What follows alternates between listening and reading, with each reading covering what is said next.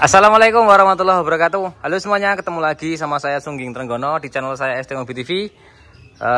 Sore ini kita masih nanganin mobil Avanza 2005an. Ini yang mobil Avanza 1300 cc, belum VVT-i, jadi masih model mesin yang pertamanya Avanza. Nah, pertamanya Avanza itu belum VVT-i, kemudian perbedaannya itu yang terutama kelihatan itu ya, selain belum VVT-i, koilnya itu 2 koil untuk 4 busi, atau koilnya untuk yang nomor 1 dan nomor 4 itu sharing, nomor 2 dan nomor 3 itu sharing. Jadi koilnya cuma 2 pakai kabel busi. Tapi yang sudah VVT-i, koilnya itu sendiri-sendiri alias koilnya 4. Nah, mobil Avanza ini ke bengkel itu yang pertama karena ada bunyi-bunyi nguk kalau hidup ya. Kemarin enggak tak videoin sayangnya ya. Jadi pas mobilnya datang,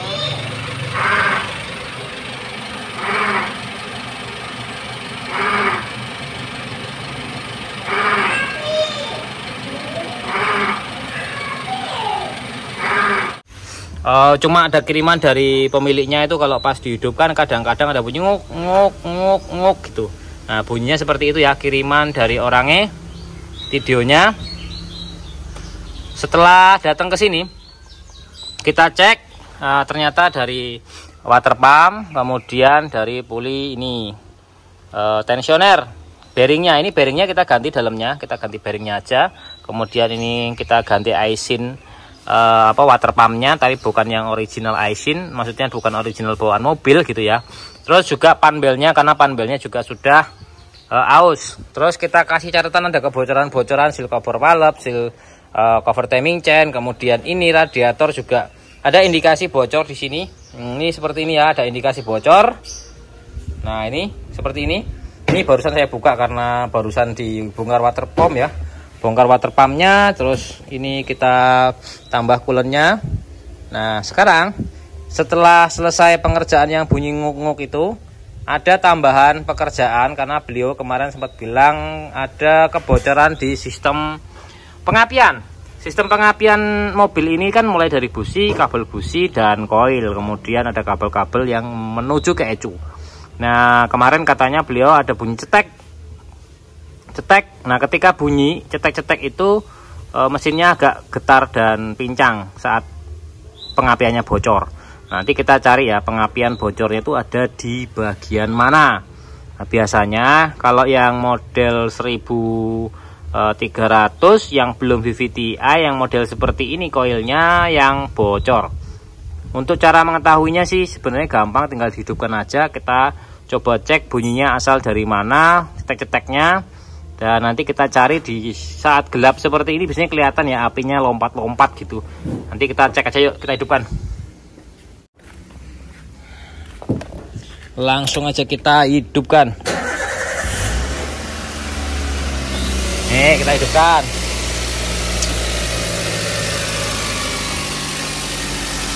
Kita sambil tunggu ada cetek-ceteknya. Biasanya kalau sudah agak panas ataupun nanti akselerasi, digas spontan dia tetek-tetek gitu. Nah, kita tunggu aja nanti sampai timbul suara cetek-ceteknya ya. Sambil kita tunggu, sambil bunyi cetek-ceteknya di sistem pengapian, bedanya Avanza yang belum VVT-i dengan yang VVT-i itu ada beberapa macam perbedaan. Yang pertama itu jelas karena kontrol VVT-i-nya. Jadi noken asnya atau camshaftnya itu beda. Ini nggak ada kontrol VVT-i-nya. Terus sensor-sensornya ada beberapa sensor yang ini nggak ada. Terus lagi koilnya beda. Koilnya 1 koil untuk 2 busi yang ini. Jadi jumlah koil untuk Avanza yang belum VVT-i itu ada 2. Kalau yang sudah VVT-i itu koilnya ada 4 karena per busi langsung ada koilnya. Dan ini karena 1 koil dibagi 2 atau sharing, makanya dia masih ada kabel busi. Ya, ini kabel businya nih, kabel businya pendek-pendek. Terus berikutnya lagi ada exhaust manifoldnya juga beda. Exhaust manifoldnya yang belum VVT-i seperti ini itu tidak ada catalytic converter. Yang pertama itu ya di exhaustnya. Kemudian tidak ada oksigen sensornya, karena yang oksigen sensor adanya yang di VVT-i. yang ada catalytic converter. Jadi bentuk knalpotnya ini beda. Tuh. Seperti itu. Terus lagi ini kalau yang panbelnya hampir sama sih, kecuali yang sudah all new ya. Kalau all new itu kan sudah nggak ada power steeringnya, ininya nggak ada. Ini 2012an ini sudah pakai EPS, jadi bukan pakai minyak. Makanya ini sudah ditiadakan, panbelnya akan beda gitu teman-teman. Jadi ada beberapa perbedaan-perbedaan di engine-nya. Dan untuk ECU-nya juga pasti berbeda ya, karena ini nggak ada VVT-nya, nggak ada oksigen sensornya. Nah, pengaturan-pengaturan itu membuat ECU-nya juga berbeda. Lanjutnya lagi, kalau di dalam mesin itu ada tambahan lubang-lubang untuk water jacketnya, itu agak berbeda. Jadi sebenarnya bloknya untuk yang VVT-e dan tidak VVT-e itu ada perbedaan, di bloknya juga ada beda. Karena ada penambahan jalur air di water jacketnya. Setahu saya dulu di bak manual booknya waktu saya sekolah di Astra begitu ceritanya. Jadi memang ada beberapa beda-bedanya. Tonjolan dari cam juga berbeda, camnya berbeda ya. Jadi camnya ini sama camnya yang yang VVT-e udah pasti beda, karena nggak cuma dari kontrol VVT-e-nya, tapi tonjolan camnya juga derajatnya berbeda. Gitu, karena itu untuk menyesuaikan ya perbaikan dari mesin. Itu aja sih sebenarnya, banyak perbedaan-perbedaannya itu. Kalau yang lain-lain sensor-sensor yang kayak ISC ini masih bisa sharing ya, masih sama. Kemudian kalau rem-rem begini masih sama, ini masih sama, injektor juga serasa setahu saya juga masih sama ya. Terus water pump ini sama, nggak ada beda water pumpnya. Cuma setelan ini beda. Setelan ini yang sudah VVT-i itu dia pakai tonjokan, jadi nggak neken-neken gitulah. Jadi ada beda di setelannya aja.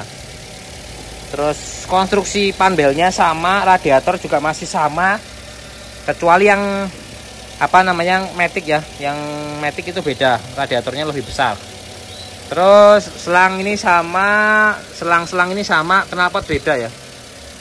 Jalur kabel tentu ada beda, karena kalau yang VVT-e di sini ada kontrol VVT-e-nya ya, jadi beda. Sini ada, kemudian oksigen sensor ada, gitu, ada beda-beda lah gitu ceritanya. Tapi secara struktural itu hampir mirip. Ini ya throttle body ini beda, intake manifoldnya beda, throttle body beda, intake manifold beda. Antara yang belum VVT-e sama yang sudah VVT-e. Karena kalau kemarin tuh saya sempat nyari yang intake manifold yang kebakar itu, sininya ini harus menyesuaikan yang belum VVT-e. Throttle body ini juga besarnya beda. Lebih besar yang VVT-e dibandingkan yang belum VVT-e. Throttle bodinya itu lebih besar kalau yang VVT-e. Itu teman-teman semua. Kita tunggu ini hasilnya seperti apa untuk cetek-ceteknya koil, kebocoran koil, di mana dia ada kebocoran ya. Oke, sambil nunggu kita coba. Tuh udah ada. Di sini suaranya tuh.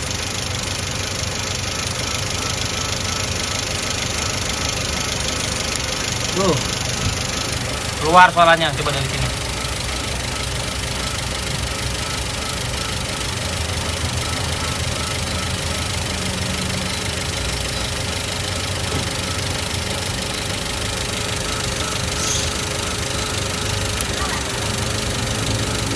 Bunyi ya?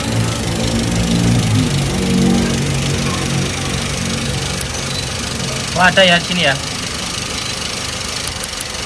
Oh, di sini nih.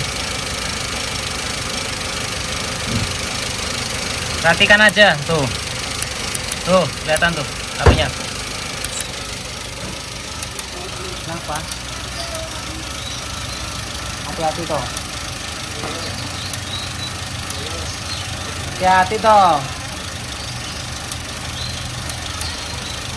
Kalau usah kesini lagi kepiye toh?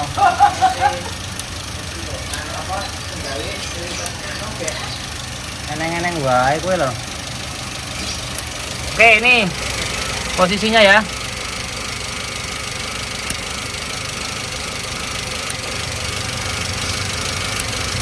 Tuh apinya tuh bocor tuh. Tuh.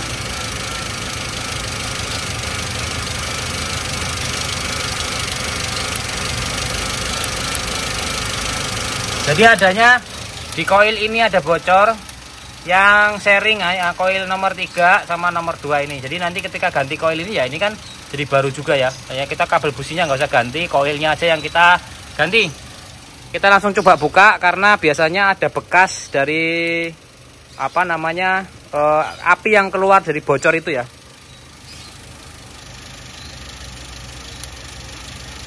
Oke, kita buka karena kalau koilnya dibiarkan itu mengganggu sistem pembakaran ya, karena pembakarannya nanti nggak sempurna nomor 3 sama nomor 2-nya yang mengakibatkan nanti kondisi dari bahan bakar kemudian pincang-pincang berebut-berebut saat akselerasi ya. Nih kita cek. Oke, untuk panas ya. Bentar. Aduh. Opo ini. Kita cek koilnya ini nih. Bekas bocornya. Oh, ini ya. Nih. Ini bekas bocornya ada di sini. Ini bekas bocornya nih. Kelihatan ya, ini jalur apinya di sini. Terus sama di sini ada 2 jalur apinya. Sekarang kita mau buka sininya seperti apa. Ini bisa dibuka ini teman-teman. Coba kita buka. Nih, jalurnya apinya lewat sini. Nah, kita mau buka. Ini ada lubang di sini, mungkin nggak kelihatan, tapi karena kita lihat jalurnya ya. Ini lihat jalurnya seperti ini dan sini. Ini ada 2. Kalau titik seperti ini pada dasarnya ini bisa diperbaiki. Nanti kita pakai sealer di sini, di sealer, tapi mudah-mudahan bisa tahan ya. Kalau ganti lumayan mahal ini sebenarnya karena dia satu koil untuk sharing 2 busi, sini 1, sini 1. Jadi kita rencana akan kita sealer. Mas, sealernya mana Mas? Sini nanti kita kasih sealer ya. Nih, lihat nih. Nanti di sini dia larinya ke masa gitu kan. Nanti kan mobilnya ini seperti ini, dia keluar lewat sini, nyiprat ke sana. Seal renjosil Mas. Kita kasih renjosil, kemudian ini kita ganti pakai apa kuwi jenenge isolasi bakar. Kemarin ada yang telepon belinya di mana, nyari-nyari di kota saya nggak ada, di Solo ada. Ini aduh ya Allah. Habis tapek. Piye? Ganti aja Pak Buak. Nah, ini ya, perbaikannya cuma kita kasih sealer seperti ini, tapi harapannya teman-teman pakai sealer yang bagus ya. Biar oke maksudnya. Karena ini sifatnya karet ya. Karet jadi tidak menghantarkan listrik gitu. Nah, ini kita kasih yang banyak. Yang bocor tadi. Harapannya tertutup sama karet ini dan dia bisa menujunya ke bagian bawah. Ini langsung aja, ini kita langsung pasang begini, pasang lagi cep. Nah, nih sambil nunggu kering ini biarkan saja bekas sealernya ini karena biar itu kuat, biar apinya tidak keluar lewat sini lagi. Kita tunggu ya. Guys, sekarang kita mau ganti ini pakai selongsong. Wis. Cutter.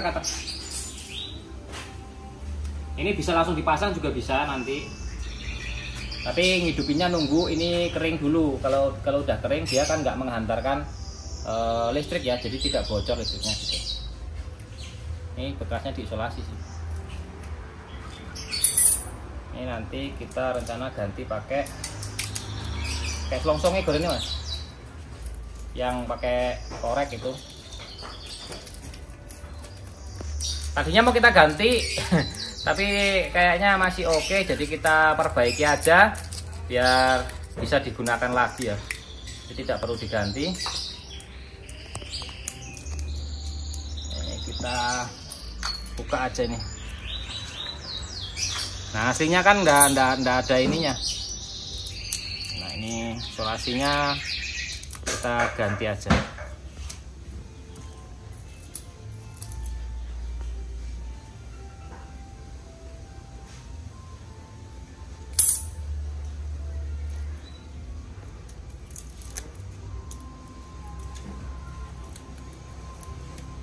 Oke, ini tinggal dipasang ini aja. Ini kita pasangin ke sini. Jos. Nah, seperti ini. Kita tinggal gunting sininya. Pegangin masih.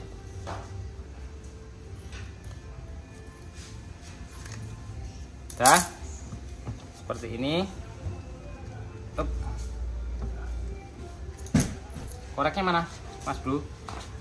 Pakai korek bisa. Kita coba pakai alat seadanya, pakai korek ini bisa.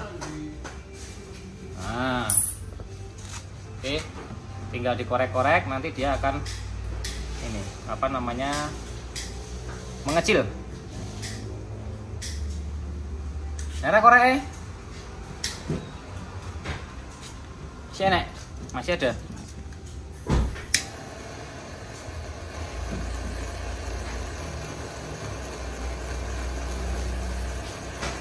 Ada ya, ini udah mulai terbentuk. Tepek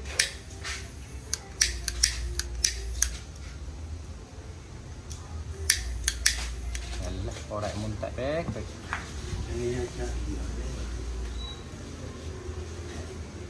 Oke, coba lagi. Oh, bisa.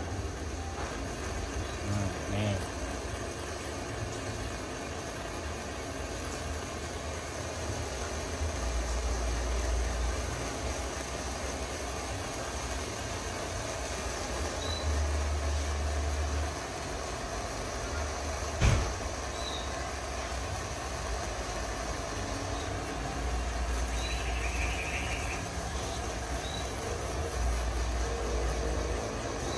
Oke,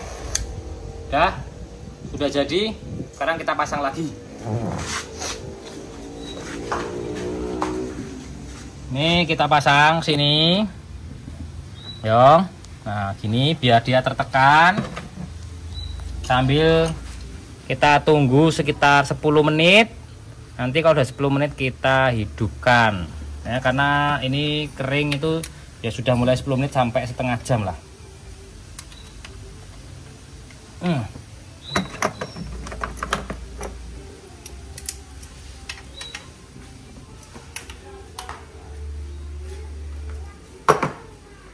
Sambil nunggu yang apa namanya kabel businya ini juga diganti nih. Ini kita mau ganti ini juga. Ini kita lepas. Ini kita ganti. Nah ini kita ganti ya.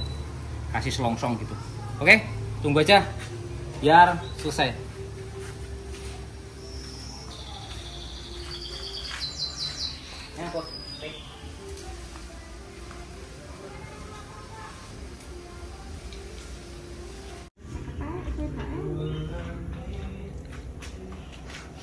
Oke, sekarang kita mau lihat ini sudah apa namanya dikasih isolasi bakar tadi itu ya. Ini udah seperti ini, tinggal dipasangin aja. Yang nomor 1 itu berhubungan sama nomor 4, yang nomor 2 berhubungan sama nomor 3. Nah, sekarang kita mau coba hidupkan. Kondisinya ada klotek-klotek lagi, nggak ada pengapian yang bocor atau tidak.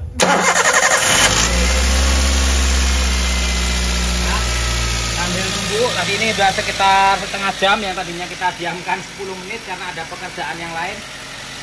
Ternyata udah lewat dari 10 menit sampai setengah jam. Alhamdulillah ini udah pada kering ya. Ini udah kering lemnya. Tunggu aja sampai 5 menit lagi. Kita tunggu ada kebocoran apa enggak. Tapi kalau memang ada kebocoran nanti kita ganti aja. Tapi harusnya tidak ya. Karena itu sudah dilem pakai karet gitu kan. Jadi lemnya itu kan bahan dasarnya itu karet dan dia tahan panas, juga tidak menghantarkan listrik. Itu solusi murah meriah tanpa harus ganti koil. Ini sebenarnya mesinnya sudah kasar karena sudah usia, wajibnya adalah dilakukan peremajaan. Ini sudah pernah bongkaran juga sih sebenarnya, kayak cover timing chain, cover palep ini bocor semua juga. Jadi caranya adalah mengganti cover palep, cover timing chain, sekalian setel klepnya biar nggak terlalu kasar. Tapi nanti kalau pas di setel klep jadi halus, itu biasanya bahan bakarnya rada boros, tenaganya agak ngedrop dikit kalau terlalu halus.